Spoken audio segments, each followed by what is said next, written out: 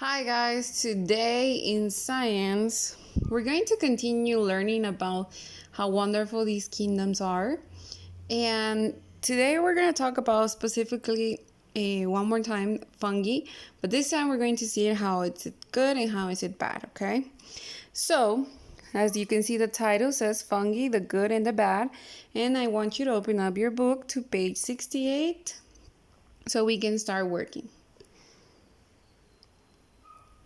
Okay, so the first thing that I need you to learn or to understand is that the most important part of or role in nature of fungi is to be a decomposer. Because normally fungi breaks down dead plants and animals, so it's actually helping because it's destroying something or it's making it into soil again. They are nature's great recycles. They call them recyclers because they are the ones that are constantly cleaning the environment by decomposing animals or by decomposing plants or elements that are not good anymore, but can harm plants like potatoes and making them inedible. It can also go to an extreme, right? It can also be as bad as to destroy a crop or destroy any food that is actually in a good state. It can actually do that. So we're going to classify our mushrooms into the healthy and the poisonous. The healthy mushrooms are low in calories and high in protein, iron, zinc, and fiber. They have vitamins and minerals, so they are constantly great for your body. Now, unlike the other ones, the poisonous are the ones found in the wild. And that's what I need you to understand, because mushrooms are a healthy food, right? But some mushrooms can be poisonous, and they are brought in stores as generally safe. So if you go to a store and you find these mushrooms, they're probably the safe ones. But if you go to the wild, if you could just go in a forest and find mushrooms, do not eat it because you never know if they're good or bad. And you can never know if to eat it. So it is important for safety reasons that wild mushrooms are not even eaten unless an expert examines them first. So first, somebody who is an expert in this must examine them before you eat them. And one problem is that poisonous mushrooms can look very much like mushrooms that are not poisonous. And that's a tricky part because maybe you think, oh, no, this is not poisonous, but yes, it may be. Only an expert can tell you if it's good or not. So some example of poisonous mushrooms are the first one, which is the fly agaric, or the scientific name is Amanita muscaria. The Amanita muscaria, it can look very attractive and it is similar to a species that is safe to eat. So that's a tricky mushroom because it looks like one that you can actually eat, but this one is not eatable. So you have to find out which one you can and which one you cannot. Another example is the destroying angel, or its scientific name, Amanita viscera. A pretty white mushroom. And look how beautiful. It looks like a beautiful white mushroom, right? People who have eaten deadly mushrooms often did so because they mistook them for ones that were safe to eat. People thought, oh no, this is good and it's okay, but it was actually bad because they didn't have an expert doing with them. When poisonous mushrooms are eaten, individuals may experience nauseous, vomiting, abdominal pain, and diarrhea in 24 hours. So in 24 hours, your body may experience this all at the same time. And in some cases, some mushrooms may cause liver damage. That means that your inside parts stop working because of these poisons. They may start and kidney failure. Your kidneys may stop working, and in some cases they can actually take you to a complete coma or kill you instantly. And this only takes 24 hours to be activated in your body, so you gotta be really careful. Now, We already saw about the mushroom, how they're good and bad. So now we're going to continue with mold. And we're going to talk about the good part of mold. And in this case, we're going to talk about mold as medicine. In the 20th century, it was discovered that mold can kill disease-carrying organisms and started to use it as medicine. And they call this medicine antibiotics. So some antibiotics have mold in order to work in an effective way. But for this, it happened because of this man that you see in the picture on your top right hand. That is Alexander Fleming. So the first antibiotic was called penicillin, and it was invented by this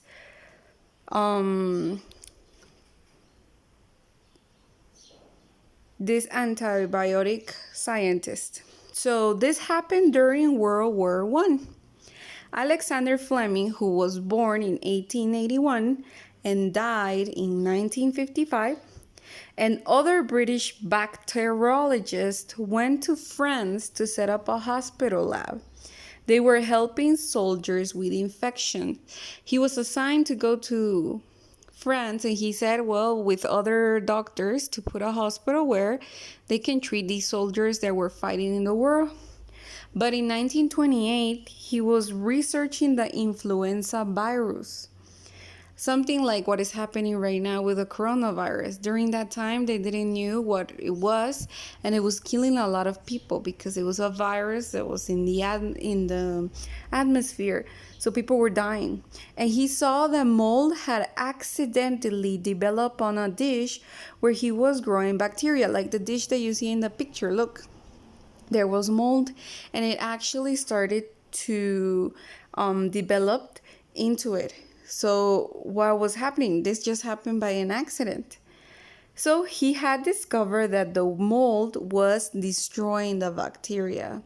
It was actually attacking bacteria, and that meant that it was a good antibiotic. Remember, the word antibiotic comes from anti, like against or to fight with it. So that was how it was created. It was just by an accident. So he named this mold penicillin. So his discovery, he put the name of penicillin notatum, which was the scientific name, and it was one of the most important discoveries of his time. Now, this penicillin is made into a liquid form that was used to be injected, and it still is.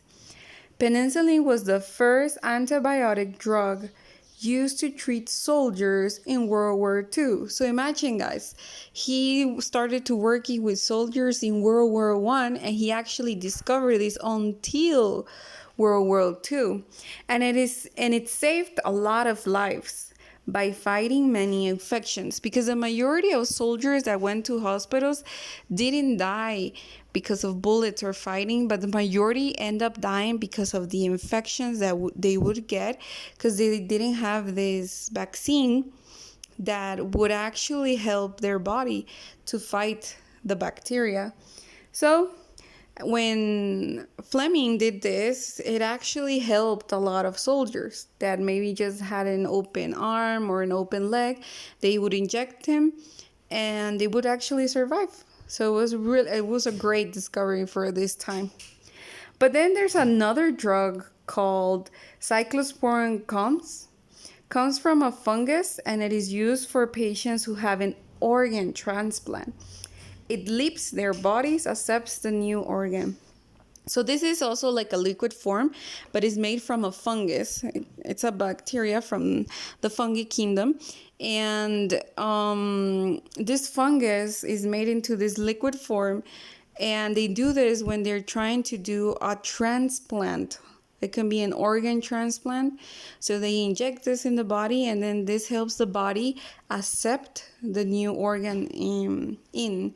So it's a really nice discovery because it saved a lot of people's life that have received different organs and have them in their bodies. Now, mold, we saw it as medicine. Now we're going to see it as food. And in food, it is also a good composer to some kinds.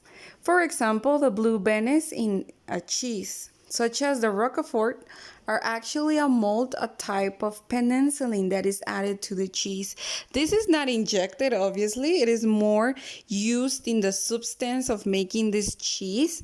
This cheese is very expensive, but it has something so interesting as penicillin. And as we saw, it's a type of, what would I call it?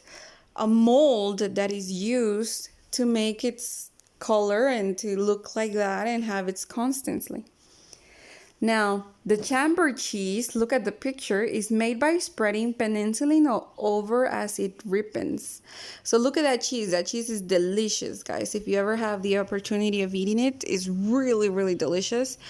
And the cheese actually has that on all the outside part, so it helps maintain fresh on the inside. And it's really delicious. You can use it as a dip. A lot of people use it with crackers. It's really a really nice type of food. Now, there's something that's gonna get your attention, and it's kind of disgusting if you want to see it. But in lemon drinks like sodas, that tart tastes may not come from a citric fruit. So every time you find a soda and it says that it has a citric fruit, that may not really be citric. But what it is, it may be a mold that is called Aspergillus niger. Look at the picture of the Aspergillus niger. It's actually a mold that they put into these lemon sodas to make it taste a little bit of acid. So maybe you're like, oh yeah, delicious, it's lemon, but it's not really lemon. It's actually a type of mold that they put. So you get that flavor. It's an artificial flavor. So you're actually drinking mold when you do that. And not only with lemon, but also with orange sodas, with any type of soda that may try to get the flavor of a citric. So be careful when you're drinking sodas, guys, because you may be drinking mold. And then another fact that is actually really interesting is the sugar-based substance. It's placed in a bath and the mold is placed on top of it in the production of citric acid. The same thing happens with gummy bears or with those little gums that you may eat that you like. They have that citric flavor in your mouth, ácido, that little citric part. It's made of also this substance that's called Aspergillus niger, and it's actually a mold. So every time we eat something that you think has a citric flavor, it's actually mold. Now, an activity on your notebook, I want you to do in a scan. I want you to do a mental map, short. Do it short, not so complicated with keywords. Write down what really got your attention, what you remember, what you discovered, like what got your attention. And for example, oh yes, teacher, I didn't know that sodas had mold on it. Or I didn't know that gummy bears could also have it. Or in the production of foods, etc. Okay? So please do your best and take a picture and then send it to me. Have a great day, guys.